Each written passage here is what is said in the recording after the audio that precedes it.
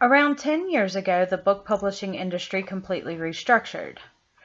Previously, it had been an industry where it was okay to publish consistently at a loss as long as there was one big seller to make up for it. Now, publishers are expected to pull in a certain amount of money per author. This was to cover the expenses expended by the publisher on the book plus profit. The book publishers funded the authors through advances and funded the printing and distribution.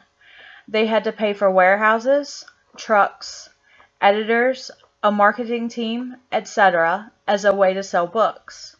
Because of these expenses, the publishers exercised control over release dates, marketing within stores, how long a book was released in hardcover before a paperback was released, and pricing on books, including if discounts could be applied. Essentially, the publisher had all control of pricing and discounts, leaving marketplace sellers no other option but to follow.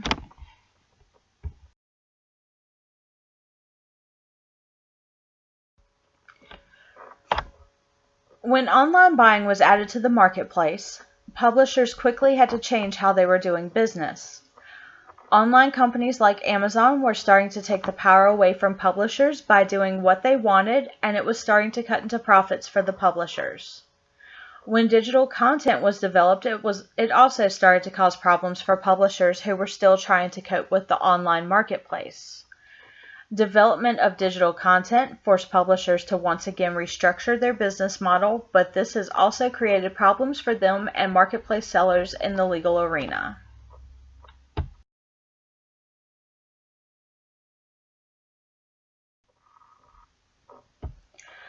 You've spent all of this money on this tablet or e-reader, and now you're downloading ebooks.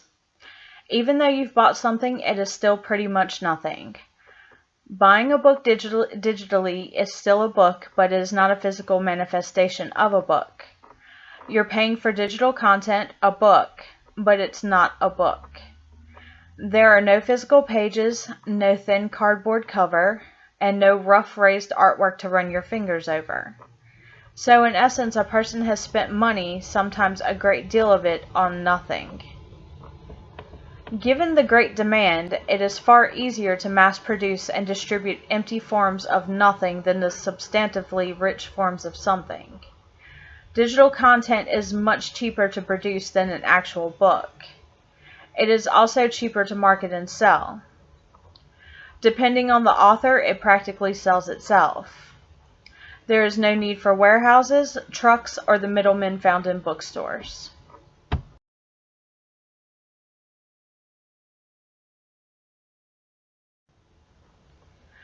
The economies of scale mean that the more that is produced and sold, the lower the price.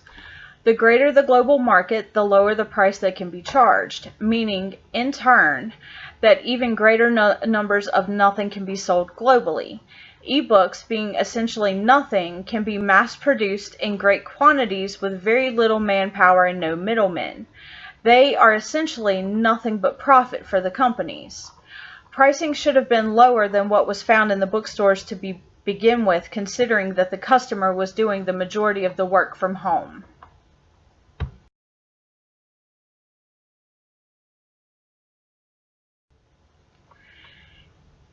In the ebook marketplace, pricing had never been regulated. Prices were typically set by the seller. Amazon, the major contender on the marketplace, was setting prices lower for digital content than they were buying it for in order to boost sales of the Kindle. This was causing problems with other ebook retailers such as Barnes & Noble and Apple, not to mention the publishers that were selling the books. Other retailers had already went under for not jumping on the ebook/online bandwagon earlier, and these retailers were determined not to fall like them. Legal issues were about to begin.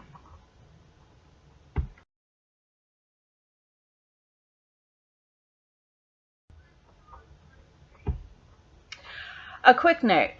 While I talk about Amazon and Apple, I would like to note that I am not taking sides, and both companies are not completely innocent in the matter.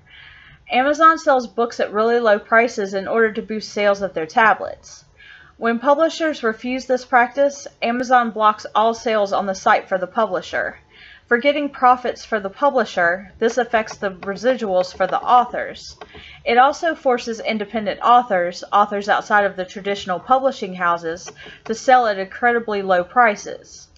Apple met with publishers to fix prices of ebooks, which in turn would force other retailers such as Barnes & Noble to do the same. That in turn price gouged customers. Once again, it forced independent authors to sell at low prices to compete with more well-known authors. These self-published authors also have to pay Amazon and Apple a portion of their profits for every book sold.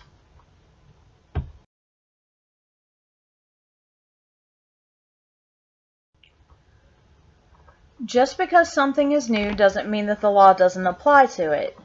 Ebooks do enter into a new arena for regulations, and they have brought up a lot of legal questions and issues, such as piracy and copyright.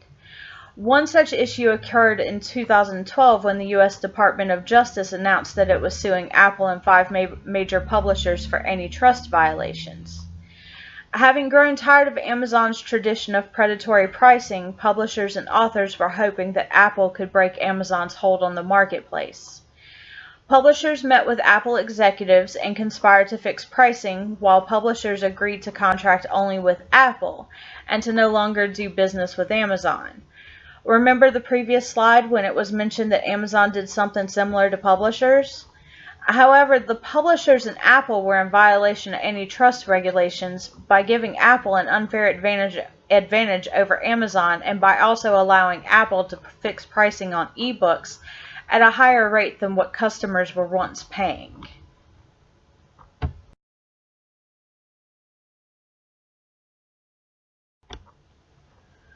The results of the lawsuit had Apple and the publishers paying out to customers, but only for certain materials by certain authors. There's a valuable lesson to be learned here. Defining the value that the publishers and agents add to what authors produce and readers want to buy will determine their existence and importance in the increasingly digital world. Perhaps it is time to pay attention to how we produce material, where we put it out, what we put out, and so on and so forth. While authors and publishers deserve a profit for their efforts, pricing has to change in some way in order to keep and maintain the fans and readers.